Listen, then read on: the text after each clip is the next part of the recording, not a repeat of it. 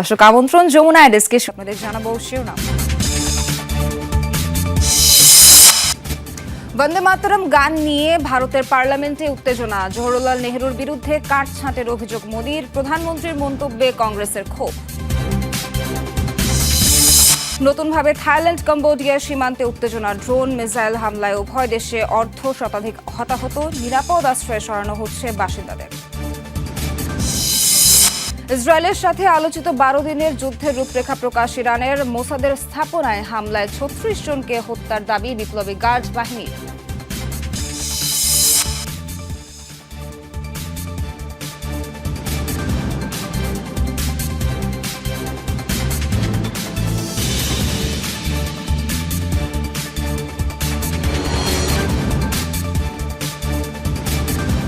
আমন্ত্রণ যমুনা ডেস্কে এতক্ষণ শিরোনাম দেখছিলেন, পুরো খবর জানাবো নাবিলা সোহার। জাতীয় গান বন্দে মাতরম নিয়ে উত্তপ্ত ভারতের রাজনীতি। সোমবার পার্লামেন্টের বিশেষ অধিবেশনে তৎকালীন কংগ্রেস নেতা জওহরলাল নেহরুর বিরুদ্ধে গানটিতে কাটছাঁটের অভিযোগ তোলেন প্রধানমন্ত্রী নরেন্দ্র মোদী। এর জেরে প্রধানমন্ত্রীর ইতিহাস জ্ঞান নিয়ে প্রশ্ন তুলেছে কংগ্রেস। তাদের অভিযোগ, পশ্চিমবঙ্গের বিধানসভা নির্বাচনকে প্রভাবিত করতেই বন্দে মাতরম নিয়ে বিতর্ক তৈরি করা হচ্ছে। এদিকে জাতীয় গান হিসেবে সম্মান জানালেও বন্দে মাতরম গাইতে আপত্তি জানিয়েছেন মুসলিম এমপিরা।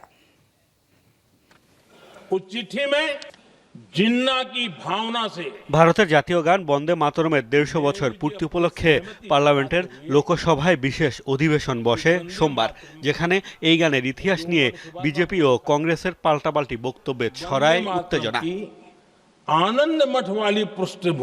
তৎকালীন মুসলিম লীগ নেতা মোহাম্মদ আলী জিন্নার বিরোধিতার কারণে কংগ্রেস নেতা জওহরলাল নেহরুর বিরুদ্ধে গানটিতে কাটছাঁটের অভিযোগ তুলেছেন ভারতের প্রধানমন্ত্রী নরেন্দ্র মোদী। তার দাবি, ভারত ভাগের আগে বন্দে মাতরমকে ভাগ করে টুকরো টুকরো করা হয়েছে। 1937 সালে মুসলিম লীগের বন্দে মাতরমের বিরোধিতায় রাজনীতিতে অস্থিরতা তৈরি হয়। মোহাম্মদ আলী জিন্নাহ এর বিরুদ্ধে স্লোগান দেন। তৎকালীন কংগ্রেস প্রধান জওহরলাল নেহরু তার বক্তব্যের নিন্দা তো জানাননি, উল্টো জিন্নাহর বিরোধিতার মাত্র 5 দিন পরেই বন্দে মাতরমের বিরুদ্ধে পদক্ষেপ নেন। কংগ্রেস পার্টি কি জওহরলাল নেহরুকে নিয়ে বিতর্কিত মন্তব্যের প্রতিবাদে মোদির ইতিহাস জ্ঞান নিয়ে প্রশ্ন তুলেছে কংগ্রেস। প্রিয়াঙ্কা গান্ধীর দাবি, সংকট থেকে দেশের মানুষের নজর সরাতে স্বাধীনতা সংগ্রামের নায়কদের অবদানকে প্রশ্নবিদ্ধ করার চেষ্টা চালাচ্ছেন প্রধানমন্ত্রী। পার্লামেন্টে বন্দে মাতরম নিয়ে এই বিতর্কের কারণ দুটি। একটি হলো পশ্চিমবঙ্গের আসন্ন নির্বাচন, সেখানে প্রধানমন্ত্রী তার প্রভাব বিস্তার করতে চাইছেন। আর দ্বিতীয়টি হলো যারা দেশের স্বাধীনতা সংগ্রামে লড়াই করেছেন, আত্মত্যাগ করেছেন, তার উপর নতুন অভিযোগ চাপিয়ে দেয়া। অন্যান্য জনগুরুত্বপূর্ণ বিষয় থেকে জনগণের নজর ঠেকাতেই প্রধানমন্ত্রী এটি করেছেন। এদিকে পার্লামেন্টের বিশেষ অধিবেশনে ধর্মের প্রসঙ্গ টেনে বন্দে মাতরম গাইতে অস্বীকৃতি জানিয়েছেন মুসলিম এমপিরা। তবে জাতীয় গান হিসেবে গানটিকে প্রাপ্য সম্মান দেখাবেন বলেও জানিয়েছেন তারা। আমরা বন্দে মাতরমকে সম্মান করি, আপনারা বন্দে মাতরম গান, আমরা দাঁড়িয়ে সম্মান জানাবো, কিন্তু আমাদের গাইতে বলবেন না, আমাদের দ্বারা এটা সম্ভব নয়। আমাদের উপর চাপিয়ে দেওয়ার চেষ্টা করবেন না, সংবিধানই আমাদের ধর্মীয় স্বাধীনতা দিয়েছে। মোদির মন্তব্যের সমালোচনা করেছেন পশ্চিমবঙ্গের মুখ্যমন্ত্রী মমতা ব্যানার্জি সহ অন্যান্য রাজনীতিবিদরাও। তারা নেতাজিকে অপমান করে, বঙ্কিমচন্দ্রকে অপমান করে, মোস্তফা মাহমুদ, যমুনা নিউজ। অপমান করে, রাজা রামমোহন রায়কে অপমান করে। এরা জানে বাংলার অবদান। বেড়েই চলেছে থাইল্যান্ড কম্বোডিয়ার মধ্যকার উত্তেজনার পারদ। সীমান্ত বিরোধের জেরে উভয় দেশের মধ্যে চলছে হামলা পাল্টা হামলা। মঙ্গলবার থাই নৌবাহিনী জানায়, ত্রাত প্রদেশে কম্বোডিয়ার বেশ কিছু টার্গেটে ড্রোন আর মিসাইল হামলা চালিয়েছে তারা। এতে কম্বোডিয়ার অন্তত 10 জন বেসামরিক নাগরিক নিহত হয়েছে, আহত আরও অন্তত 20 জন। সীমান্ত এলাকায় প্রায় 500টি অস্থায়ী আশ্রয়কেন্দ্র তৈরি করেছে থাই প্রশাসন।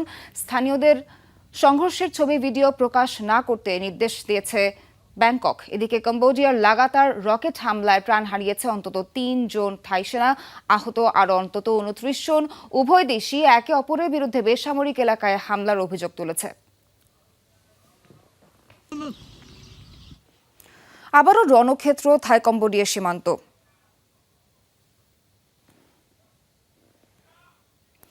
যুদ্ধবিরতি লঙ্ঘনের অভিযোগে পরস্পরের ওপর হামলা চালাচ্ছে উভয় পক্ষ।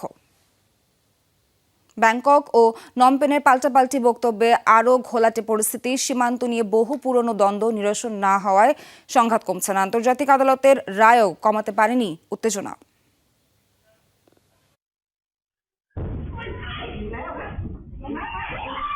যুদ্ধবিরতি চলাকালেও বিচ্ছিন্নভাবে হচ্ছিল হামলা সংঘাত। সোমবার বিতর্কিত সীমান্তের 5টি পয়েন্টে একযোগে শুরু হয় গোলাগুলি। কম্বোডিয়া বলছে তাদের উপর হামলা চালিয়েছে থাই বাহিনী। এদিকে ব্যাংককের অভিযোগ, প্রতিবেশী দেশ BM-21 রকেট থেকে শুরু করে ড্রোনের মাধ্যমে বোমা ফেলছে তাদের ফরওয়ার্ড বেইজে। থাই এয়ারফোর্সের দাবি, সংঘাত কমাতে এটি ছিল প্রতিরোধমূলক পদক্ষেপ। পাশাপাশি থাইল্যান্ডে আশ্রয়কেন্দ্রে নেওয়া হচ্ছে 3,80,000 মানুষকে। কম্বোডিয়াতেও নিরাপদে সরানো হচ্ছে 1000-এরও বেশি পরিবারকে। জুলাইয়ের ভয়াবহ 5 দিনের সংঘর্ষে দুদেশে নিহত হয় কমপক্ষে 48 জন। সে সময় মধ্যস্থতা এগিয়ে যান মার্কিন প্রেসিডেন্ট ডোনাল্ড ট্রাম্প। তার হস্তক্ষেপে যুদ্ধবিরতি কার্যকর হয় দুদেশের সীমান্তে। তবে নতুন উত্তেজনার সূচনা হয় নভেম্বরে। ব্যাংককের অভিযোগ, সীমান্তে নতুনভাবে ল্যান্ডমাইন পুঁতেছিল কম্বোডিয়া, যা সরাসরি প্রত্যাখ্যান করেছে নমপেন। সংঘর্ষের মূল কারণ কম্বোডিয়া ও থাইল্যান্ডের মধ্যেকার স্থলসীমানা। সাংস্কৃতিকভাবে সংবেদনশীল মন্দির এবং ধর্মীয় স্থান ঘিরে এই বিরোধ। প্রায় 100 বছর আগে ফ্রান্স তাদের মানচিত্র নির্ধারণ করেছিল, তবে থাইল্যান্ড কখনো তা মানেনি। অথচ অস্পষ্ট এই মানচিত্রই পছন্দ করে কম্বোডিয়া। 2007 সালে প্রথম মানচিত্রে দুদেশের সীমান্ত চিহ্নিত করে ফ্রান্স। তবে সীমান্তের 817 কিলোমিটার রেখার বড় অংশই এখনও অনির্ধারিত। এছাড়া প্রাচীন একটি মন্দির ঘিরে বিরোধ গড়েছিল আন্তর্জাতিক আদালত পর্যন্ত। 2008 থেকে 2011 পর্যন্ত একাধিকবার বড় সংঘর্ষ হয় ওই এলাকায়। অস্মিতা বিশ্বাস, যমুনা নিউজ। থাইল্যান্ড এবং কম্বোডিয়ার মধ্যে আবারও তৈরি হওয়া উত্তেজনা নিয়ে উদ্বেগ প্রকাশ করেছেন জাতিসংঘের মহাসচিব অ্যান্টনিও গুতেরেস। সোমবার তার মুখপাত্র স্টিফেন দুজারিচ জানিয়েছেন, অক্টোবরে স্বাক্ষরিত শান্তি চুক্তি রক্ষায় দুপক্ষের প্রতি আহ্বান জানিয়েছেন গুতেরেস। সাম্প্রতিক ঘটনায় আমরা খুবই উদ্বিগ্ন। সীমান্তে বিমান হামলা এবং ভারী অস্ত্র সরঞ্জাম মোতায়েনের খবর দেখেছি। উত্তেজনা কমাতে কুয়ালালামপুরে স্বাক্ষরিত চুক্তি ফেরার যথাসাধ্য চেষ্টা করতে হবে উভয় দেশকে। আঞ্চলিক শান্তি, স্থিতিশীলতা এবং উন্নয়নের প্রচারে সব প্রচেষ্টাকে সমর্থনে প্রস্তুত আমরা। বহুল আলোচিত 12 দিনের যুদ্ধে ইসরায়েলি গোয়েন্দা সংস্থার স্থাপনায় ইরানের হামলায় নিহত হয়েছিল 36 জন, এমন দাবি করেছে বিপ্লবী গার্ড বাহিনী। একটি অনুষ্ঠানে যুদ্ধের রূপরেখা তুলে ধরেন IRGCর মুখপাত্র। তিনি বলেন, নির্দিষ্ট তথ্যের ভিত্তিতে ইসরায়েলের কৌশলগত বিভিন্ন স্থাপনা হামলা করে ইরান, যার মধ্যে মোসাদের একটি কার্যালয় রয়েছে। ওই অভিযানের মাধ্যমে ইরানি ক্ষেপণাস্ত্র প্রযুক্তি এবং গোয়েন্দা তথ্যের সফলতা মিলেছে বলেও জানায় IRGC। চলতি বছরের জন্য হঠাৎই ইরানের বিভিন্ন স্থানে হামলা চালায় ইসরায়েল। পরিস্থিতি সামলে উঠে দ্রুত পাল্টা জবাবও দেয় ইরান। শুরু হয় শক্তিধর দুই দেশের মধ্যে বহুল আলোচিত 12 দিনের যুদ্ধ। বিশ্ব রাজনীতির বাঁক অনেকটাই বদলে দেওয়া এই যুদ্ধে দুপক্ষে ব্যাপক ক্ষয়ক্ষতি হয়। ইরান ইসরায়েলের সামরিক, কূটনৈতিক সহ কৌশলগত বিভিন্ন স্থাপনা এবং অবস্থান ধ্বংস হয় এ সংঘাতে। প্রাণ যায় দুপক্ষেরই শীর্ষ নেতা, সেনা কর্মকর্তাদের। এবার ইরানের দাবি, ওই যুদ্ধে সফলভাবে হামলা চালানো হয় মোসাদের একটি স্থাপনায়, যাতে নিহত হয় অন্তত 36 জন। ইসরায়েলের সাথে 12 দিনের যুদ্ধে ইরানের সামরিক পদক্ষেপের রূপরেখা তুলে ধরেন বিপ্লবী গার্ড বাহিনীর মুখপাত্র। সেখানেই এই দাবি করেন তিনি। যুদ্ধ শুরু হতেই ইসরায়েল তেহরানের একটি জ্বালানি ডিপোতে হামলা চালায়। এর 5 ঘন্টার মধ্যেই ইরান প্রতিক্রিয়া জানায়। 2 ধাপে হাইফা তেল শোধনাগারে হামলা চালানো হয়। ওই হামলায় শোধনাগার কার্যত বন্ধ হয়ে যায়। ইরান মোসাদের এক স্থাপনায় হামলা চালায়। সেই হামলায় 36 জন নিহত হয়। IRGC বলছে 12 দিনের যুদ্ধ ছিল তথ্য, সাইবার প্রযুক্তি এবং গুপ্তচর নিয়ন্ত্রিত যুদ্ধ, যেখানে প্রতিটি ক্ষেত্রে সফলতার দাবি করছে ইরান। যুদ্ধে ইরানে 1000-এর বেশি প্রাণহানি হয়। 3টি ইরানি পারমাণবিক স্থাপনায় হামলা চালিয়ে যুক্তরাষ্ট্র সংঘাতে জড়ায়। এর জবাবে IRGC কৌশলগত স্থানগুলোর পাশাপাশি কাতারে মার্কিন সামরিক ঘাঁটি লক্ষ্য করেও হামলা চালায়। মীর মুশফিকা হাসান, যমুনা নিউজ। ফিলিস্তিনি শরণার্থীদের জন্য জাতিসংঘের ত্রাণ ও কর্মসংস্থান সংস্থা UNRWA এর প্রধান কার্যালয়ে হামলা চালিয়েছে ইসরায়েলি পুলিশ বাহিনী। সংস্থাটির নিরাপত্তা প্রধান জানান, সোমবার ভোর হতে না হতে অভিযান শুরু করে পুলিশ আর জেরুজালেম পৌরসভার কর্মীরা। জাতিসংঘের সংস্থাটির পতাকা খুলে সেই স্থানে লাগানো হয় ইসরায়েলের পতাকা। সংস্থাটির বেশ কিছু আসবাব ট্রাকে করে নিয়ে যায় ইসরায়েলি পুলিশ। গ্রেফতার করা হয় UNRW এর 4 জন কর্মীকে। এক বিবৃতিতে সংস্থাটির পক্ষ থেকে ঘটনার তীব্র নিন্দা জানানো হয়। ইসরায়েলি কর্তৃপক্ষের এমন কর্মকাণ্ড জাতিসংঘ সনদের স্পষ্ট লঙ্ঘন বলে অভিযোগ জানায় সংস্থাটি। অপরদিকে ইসরায়েলি পুলিশের দাবি, জেরুজালেম পৌরসভার কর্মকাণ্ডে নিরাপত্তা দিতেই সেখানে উপস্থিত ছিল তারা। বাশার আল আসাদ সরকার পতনের 1 বছর পূর্তিতে সিরিয়ার রাজধানীতে নেমেছে লাখো মানুষের ঢল। দেশ জুড়ে বিভিন্ন স্থানে সামরিক কুচকাওয়াজ আয়োজন করেছে প্রশাসন। প্রদর্শিত হচ্ছে আসাদ বিরোধী সংগ্রামে ব্যবহৃত ট্যাঙ্ক, সাঁজোয়া যান সহ বিভিন্ন যুদ্ধাস্ত্র। পতাকা উড়িয়ে আনন্দ উল্লাসে মত্ত শত শত মানুষ। গেল বছর 8 ডিসেম্বর রাজধানী দামেস্ক দখলে নিয়েছিল আল শারার নেতৃত্বাধীন বিদ্রোহীরা। অবসান হয়েছিল আসাদ পরিবারের 53 বছরের স্বৈরশাসনের। দামেস্কের প্রাণকেন্দ্র উমাইয়া স্কয়ারে নেই তিল ধারণের ঠাঁই। শত শত মানুষের কণ্ঠে আনন্দ উচ্ছ্বাস। অগণিত হাতে উঠছে সিরিয়ার জাতীয় পতাকা। আসাদ সরকারের পতনের 1 বছর পূর্তি উপলক্ষে এই বিশাল জনসমুদ্র সেখানে। মহাসমারোহে চলছে সামরিক কুচকাওয়াজ।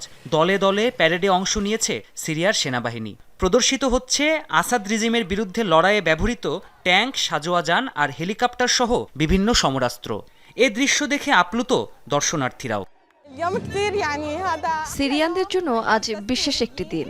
আমি অনেক খুশি, গর্ব হয় যে আমার জন্ম এই দেশের মাটিতে। ঠিক কতটা খুশি ভাষায় প্রকাশ করতে পারছি না। জীবনে এই প্রথম মিলিটারি প্যারেড দেখছি। সেনাবাহিনীকে ভালোবাসি, আল্লাহ তাদের সুরক্ষা দিন। এদিকে উমাইয়া মসজিদে ফজরের নামাজ পড়ে দিন শুরু করেন আসাদ বিরোধী দীর্ঘ সংগ্রামের নেতা ও সিরিয়ার বর্তমান প্রেসিডেন্ট আহমেদ আল শারা। সামরিক পোশাকে শক্তিশালী এক সিরিয়া গড়তে চান তিনি। বর্তমান আর ভবিষ্যতের কথা মাথায় রেখে শক্তিশালী এক সিরিয়া গড়ে তুলব আমরা। সিরিয়ার শতাব্দীর প্রাচীন মর্যাদা ফিরিয়ে আনা হবে। দুর্বলদের সাহায্য আর সমাজের ন্যায় প্রতিষ্ঠা করব ইনশাআল্লাহ। ঠিক 1 বছর আগে এদিনেই সারা নেতৃত্বাধীন বিদ্রোহী গোষ্ঠী HTS দামেস্ক দখল নেয়। সিরিয়া ছেড়ে রাশিয়ায় পালিয়ে যান স্বৈরাচারী প্রেসিডেন্ট বাশার আল আসাদ ও তার পরিবার। দীর্ঘ 53 বছরের স্বৈরশাসন আর অস্থিরতা থেকে মুক্তি পায় সিরিয়ার মানুষ। সিরিয়ার এই রক্তক্ষয়ী গৃহযুদ্ধ কেড়ে নিয়েছিল অসংখ্য মানুষের প্রাণ। ঘর ছেড়ে বিদেশে আশ্রয় নিয়েছিল প্রায় 1/3 সিরীয় নাগরিক। প্রাণপ্রতিম কুণ্ডু, যমুনা নিউজ। জাপানে 7.6 মাত্রার শক্তিশালী ভূমিকম্পের পর জারিকৃত সুনামি সতর্কতা তুলে নেওয়া হয়েছে। একাধিকবার আফটার শকের খবর জানিয়েছে স্থানীয়রা। সোমবার দেশটিতে স্থানীয় সময় রাত 11:15 অনুভূত হয় শক্তিশালী ভূমিকম্প। কারো প্রাণহানির তথ্য পাওয়া যায়নি। আহত হয়েছে কমপক্ষে 30 জন। ক্ষতিগ্রস্ত হয়েছে বেশ কয়েকটি ভবন, স্থাপনা ও যানবাহন। ভূমিকম্পের পর দেশটির উত্তর পূর্ব উপকূলে সুনামি আঘাত হানতে পারে বলে সতর্কতা জারি করে জাপানের আবহাওয়া সংস্থা। নিরাপদে সরিয়ে নেওয়া হয় অঞ্চলটির প্রায় 90,000 বাসিন্দাকে। পরবর্তীতে তুলে নেওয়া হয় সব ধরনের সতর্কতা। তবে 1 সপ্তাহের মধ্যে আবারও শক্তিশালী ভূমিকম্প অনুভূত হতে পারে বলেও শঙ্কা জানিয়েছে। সতর্ক থাকার আহ্বান জানানো হয়েছে।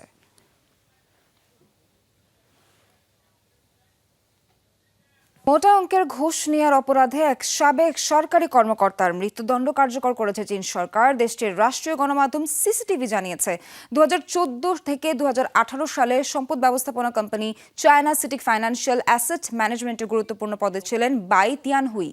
এই সময়ের মধ্যে অবৈধভাবে $15,60,00,000 ঘুষ নেন তিনি।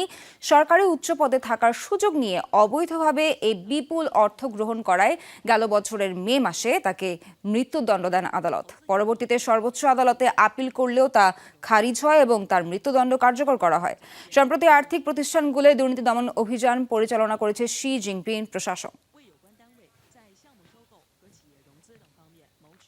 মেক্সিকোর উপর অতিরিক্ত 5% শুল্ক আরোপের হুমকি দিয়েছেন মার্কিন প্রেসিডেন্ট ডোনাল্ড ট্রাম্প। পানি বণ্টন চুক্তি লঙ্ঘনের অভিযোগে এই হুঁশিয়ারি দিয়েছেন তিনি। সোমবার ট্রুথ সোশ্যালের এক পোস্টে ট্রাম্প জানান, যুক্তরাষ্ট্র চায় 31 ডিসেম্বরের আগেই 2 লাখ একর ফুট পানি ছেড়ে দিক মেক্সিকো। পাশাপাশি চুক্তি অনুযায়ী বাকি পানিও পরপরই ছাড়তে হবে। তবে এই বিষয়ে এখনো সাড়া দেয়নি মেক্সিকো। সামাজিক যোগাযোগ মাধ্যমের পোস্টে মার্কিন কৃষকদের প্রতি অন্যায্যতার কথাও তুলে ধরেন তিনি। এর আগে এই সপ্তাহেই মেক্সিকোর প্রেসিডেন্ট ক্লডিয়া শিনবামের সাথে বৈঠকে বসেন মার্কিন প্রেসিডেন্ট। মিত্রদের সহায়তা পেয়েও মার্কিন সমরাস্ত্র কেনার অর্থ জোগাড় করতে পারছে না ইউক্রেন। লন্ডনে ন্যাটো ও ইউরোপীয় ইউনিয়নের মিত্রদের সাথে বৈঠকে এই অসহায়ত্বের কথা জানিয়েছেন প্রেসিডেন্ট ভলোদিমির জেলেনস্কি। মঙ্গলবার সাংবাদিকদের তিনি জানান, $800 মিলিয়ন ঘাটতির কারণে যুদ্ধ চালিয়ে নেওয়ার পর্যাপ্ত রসদ কিনতে পারছে না তার দেশ। এদিন ইউরোপীয় নেতাদের সাথে ওয়াশিংটনের শান্তি প্রস্তাব নিয়েও আলোচনা করেন জেলেনস্কি।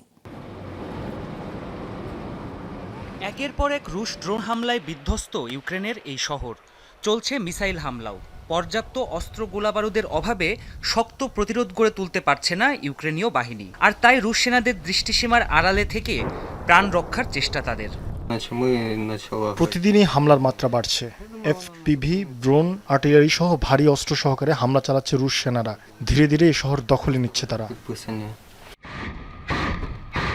প্রায় 4 বছর ধরে চলমান যুদ্ধে রাশিয়ার কাছে একের পর এক শহর আর অঞ্চল হারিয়েছে ইউক্রেন।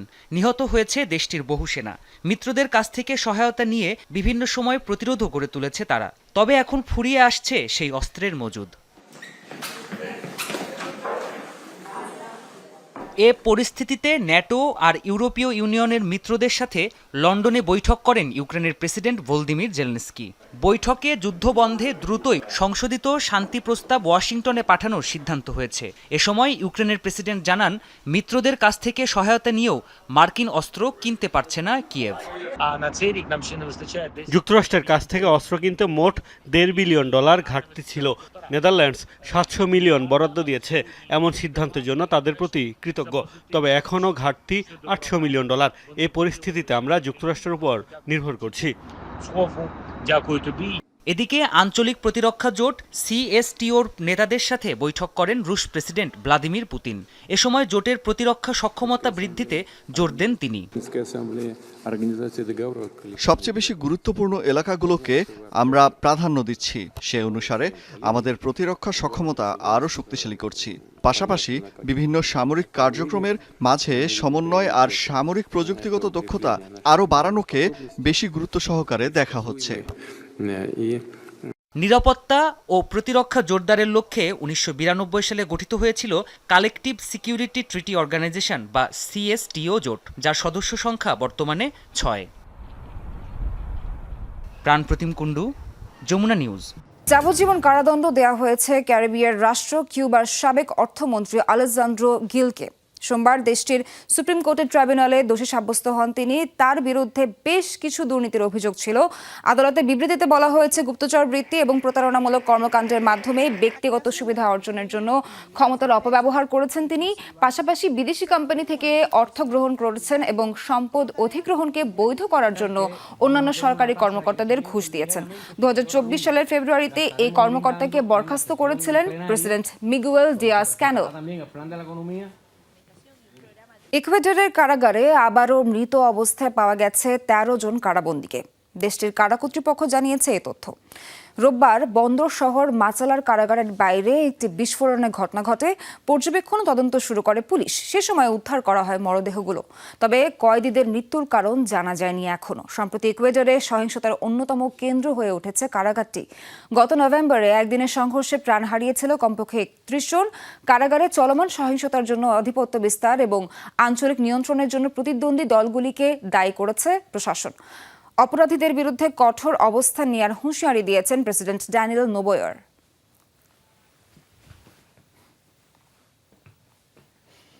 দর্শক, আজকে এখানেই শেষ করছি যমুনা আইডেস্কের আয়োজন। সঙ্গে থাকার জন্য ধন্যবাদ সবাইকে।